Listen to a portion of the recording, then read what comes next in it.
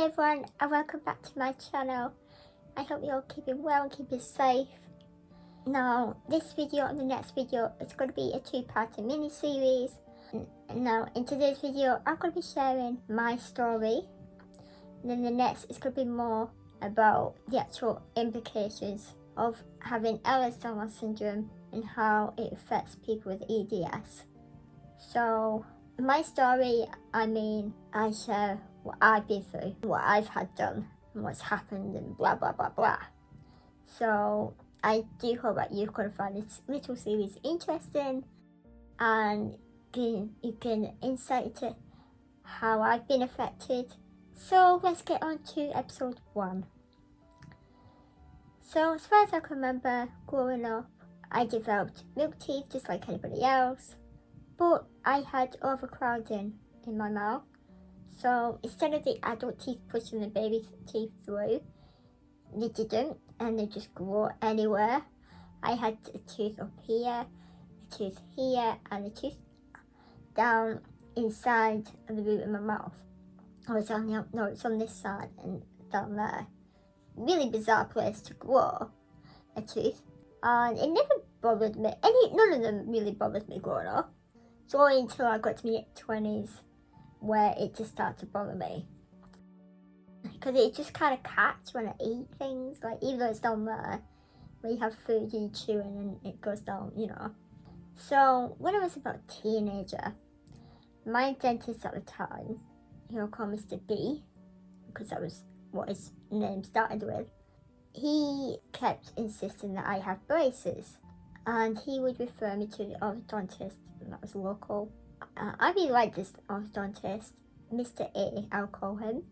Very, very nice dentist man. I preferred him to my own dentist. I thought Mr. B was a bit smarmy and a bit, I just felt uneasy around him. And that's quite a big thing when you're a kid. You're thinking that about an adult. But anyway, so I would go to see this orthodontist, Mr. A, and he would obviously look in my mouth and see what was going on. And he said, yeah, you have overcrowding. And, yeah, your teeth are not straight, but that's because if you're overcrowding, it would make it harder for them to do braces. It would cause me unnecessary pain and discomfort. And he wasn't really prepared to do that, especially with the fact that I still had loads of baby teeth. And my adult teeth were growing all over. So, I say, make it really hard to put braces on. And would it really have any positive effect until all my teeth were grown through? So we decided not to. Like, he said it was my choice anyway. And I was like, fine, I have no toothache or anything. Please do, Mad Pixie. She likes to be on the camera. Do you, Pixie? Eh? Hey, teeth.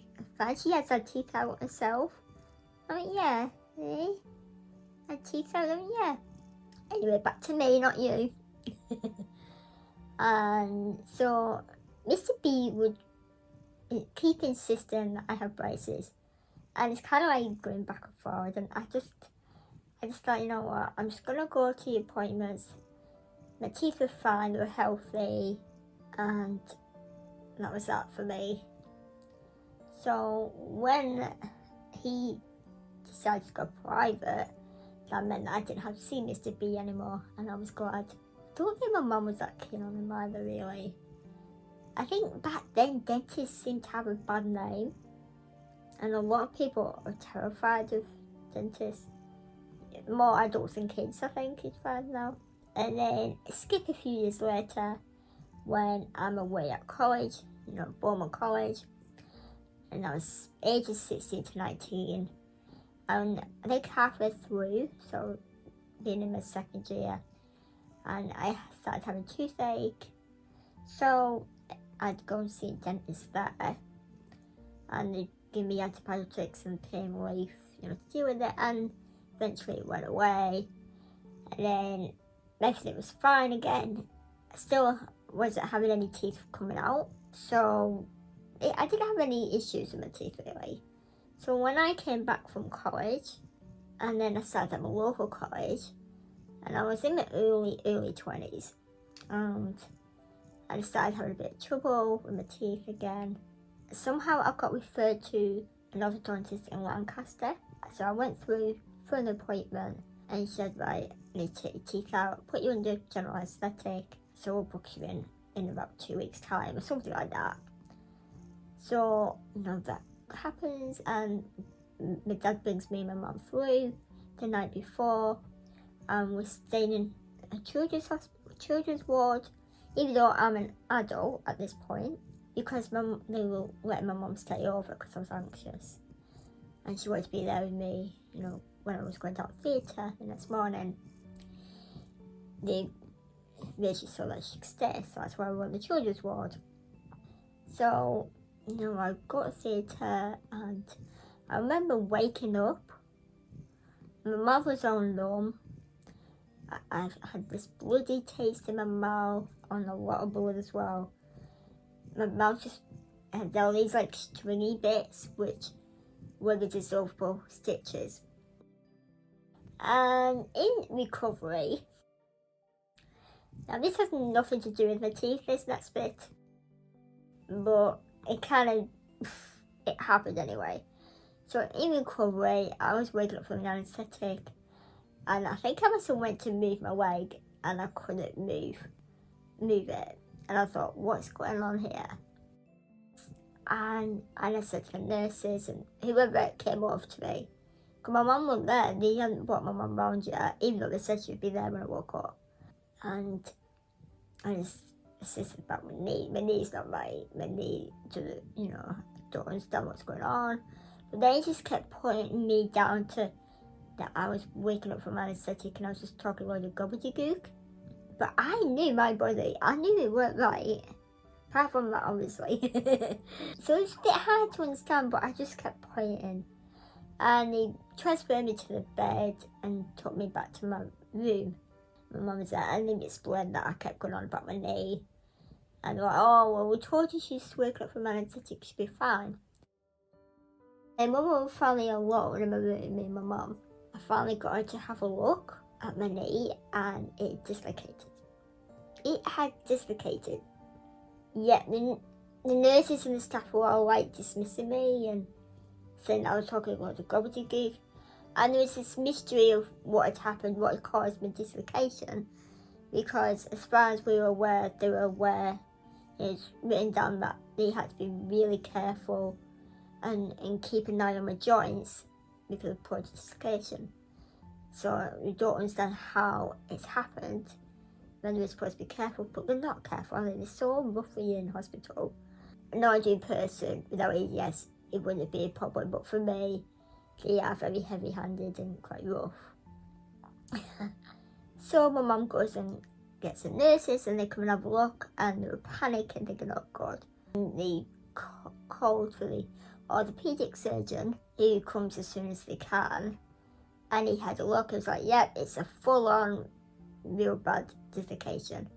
We need to knock you back out and put it back in, cast you up. And they were wanting to do it in that room on the ward, and the nurse was like, no, you're not doing that on this ward. We don't have that kind of equipment. If anything happens, we're not saying it will, but if it did, we're not trained to deal with that. And so they were going back and forward, and I remember thinking, oh God, just hurry up, stop all this, my niece is getting, hurry up.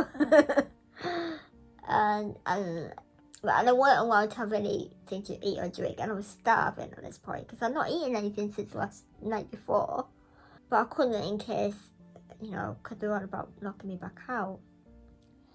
And so they were like, right, okay, we need to book a theatre slot, so we'll have to wait. And then I waited an hour or two, I think, and they took me back down. And then I woke up. So not only was my mouth all blue, my knee was straight in a cast like that.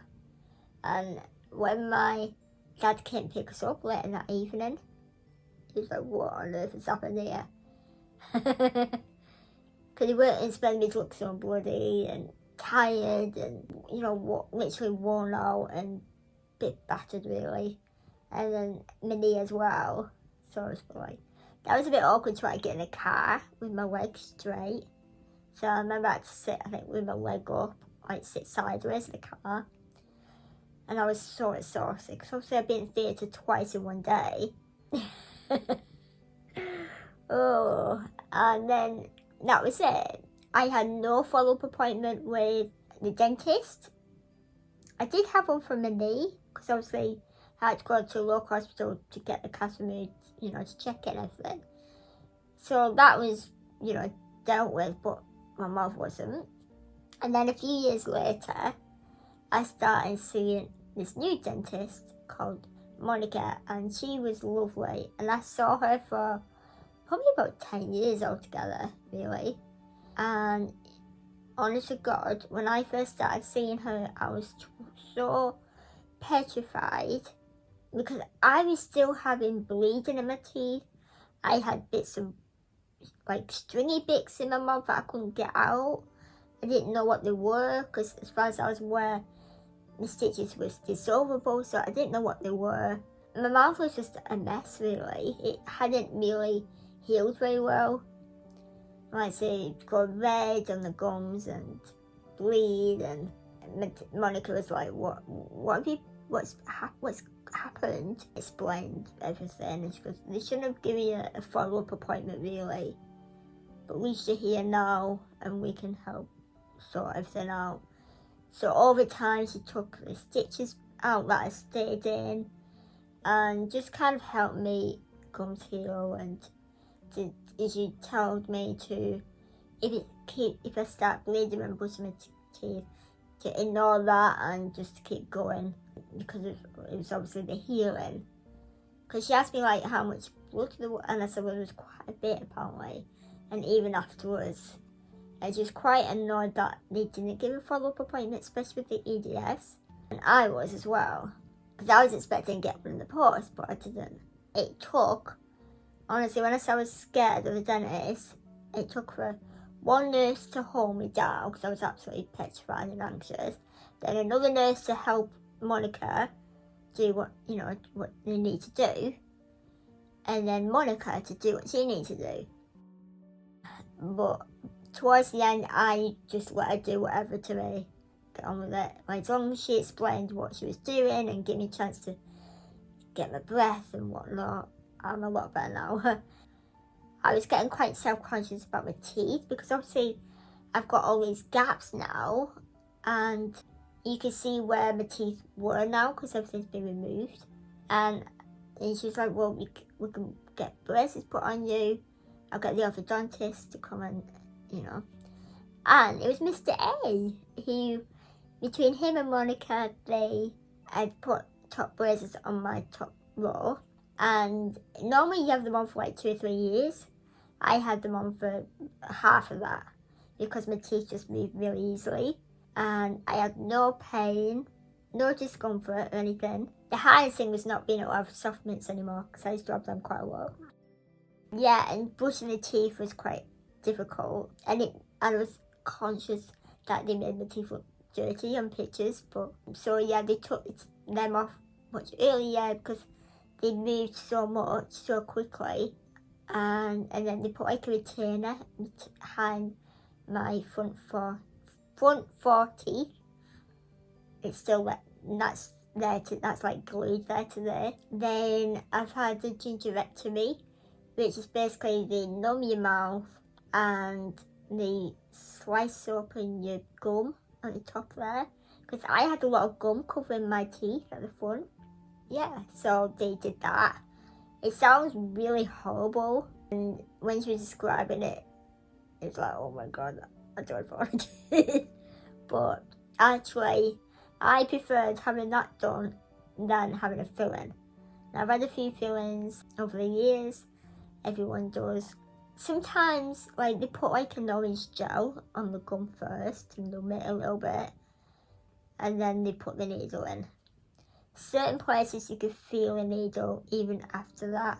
Yeah, anesthetic does work on me, but not great on my teeth. And it's because of where it is, you can feel every nerve in your mouth, can't you? But yeah, I just let them get on with it now. Have I had anything else? I think that's it. They given me a prescribed toothpaste, which is high fluoride, and I use that with a normal toothpaste as well. So this is my teeth today. I will show a picture of the teeth looking much nice because I've been eating and drinking today, so you know, prior to filming this. So yeah, that is my story with my teeth. So if there's anything else you'd like to know about what I've been through, then do ask in the comments below. Have you had any horror stories with your teeth or a dentist? Just to add, I now see another dentist because Monica went private, and when she left the clinic and went to her own clinic, which was not wheelchair accessible, so it was best for me just to stay there at the clinic. I go to my local walking place as they deal with a lot of complex patients like myself, and honestly they're so good and so patient, and they explain things to me, and they always give me extra time, so like they give me like 45-minute slots. Yeah, and if anything has happened, they seem really well equipped to deal with me and my EDS. Alright, I might actually ask my dentist next time I go, what do you know about EDS and classical EDS? And see what they say. And I see a hygienist there, dental hygienist, so they just help keep an eye on your teeth as well. Honestly, the service I get is perfect, and I think it just helps that they deal with complex patients like myself. So yeah, that is my story, my teeth. Bit of a horror story, but I'm smiling at the end of it. So thank you for watching this video. I hope it hasn't scared you too much. If you've enjoyed learning what I've been through, then make sure you give it a thumbs up, and don't forget to share. And if you're new to my channel, don't forget to subscribe. Take care, everybody, and I will see you in episode 2. Bye. Bye.